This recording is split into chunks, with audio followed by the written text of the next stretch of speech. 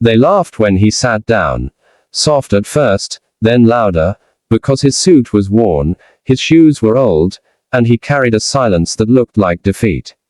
But before this story ends, that same room will fall so quiet you'll hear hearts pounding, and one sentence will change every life inside it forever. If you believe kindness can rewrite destiny, like this video and subscribe to True Kindness Tales, because stories like this deserve to be shared. Marcus Hill arrived early to the glass tower because being late had never been an option for him, not since the night he learned how quickly the world could take everything and ask for more. He waited in the boardroom, palms resting on his knees, breathing in the smell of polished wood and expensive cologne, telling himself to stay calm for his daughter, Ava, whose picture sat folded in his pocket like a promise.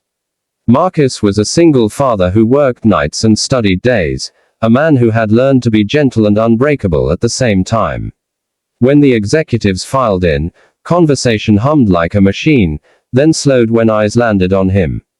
The CEO, Richard Hale, paused mid-joke, scanning Marcus from head to toe, and a smirk curved across his face. Someone whispered, someone chuckled, and the room's temperature dropped. Richard laughed openly, not cruel enough to shout, not kind enough to stop.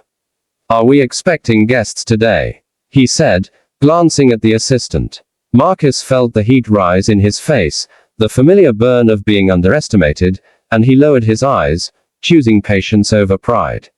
He had been invited, after all, invited to present, invited because the company's numbers were bleeding and someone had noticed a pattern no one else had. But laughter is loud when you're alone.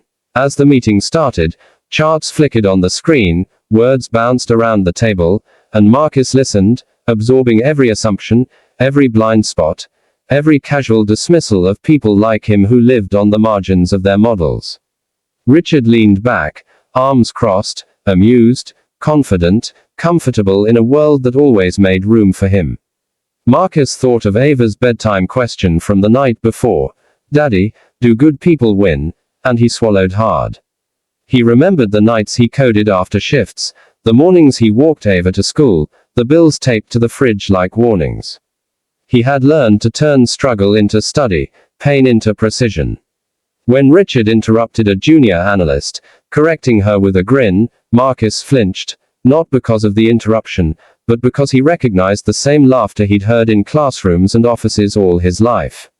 Still, he waited. The agenda ticked forward. Numbers were celebrated without being understood.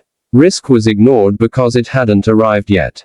Marcus sat there, invisible and present, a contradiction the room wasn't ready to solve. He felt the weight of history pressing on his shoulders, but he also felt something else, clarity. He knew when to speak.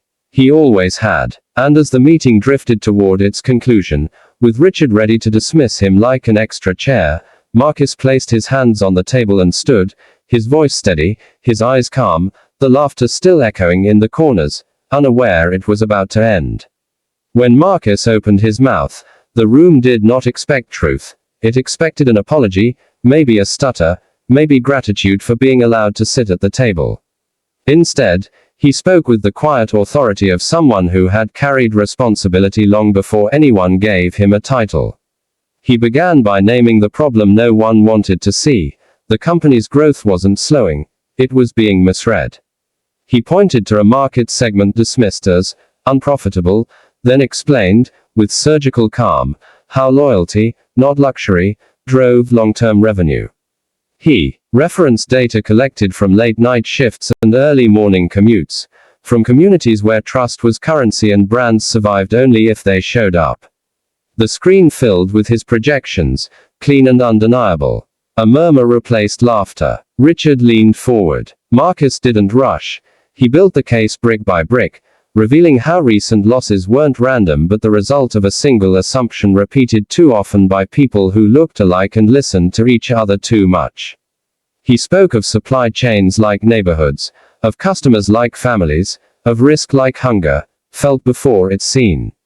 Someone tried to interrupt. Marcus nodded and continued, not disrespectful, just unstoppable. He told a brief story, not about himself, but about a mother choosing between price and promise, about how companies win not by shouting but by standing. Then he did the unthinkable. He corrected the CEO. Not with heat, not with ego, but with evidence. The room froze. Richard's smile faded, replaced by calculation. Marcus concluded with a proposal that cost less, reached more, and required something the room had avoided: humility. Silence followed, heavy and honest. For the first time that morning, Marcus felt seen not as a poor black single father, but as a strategist, a thinker, a leader. Questions came, sharper now, respectful. He answered them all. When Richard finally spoke, it wasn't a joke. It was a question. Where did you learn to see like this? Marcus glanced at Ava's photo, then back up. From responsibility, he said simply. The board voted to pilot his plan. Applause broke out, not thunderous, but real. Marcus sat down, heart racing, knowing he had done more than present data. He had cracked a mirror in the room, forcing everyone to see themselves. And as the meeting adjourned, Richard approached him, hand extended, eyes uncertain. Marcus shook it, firm but kind.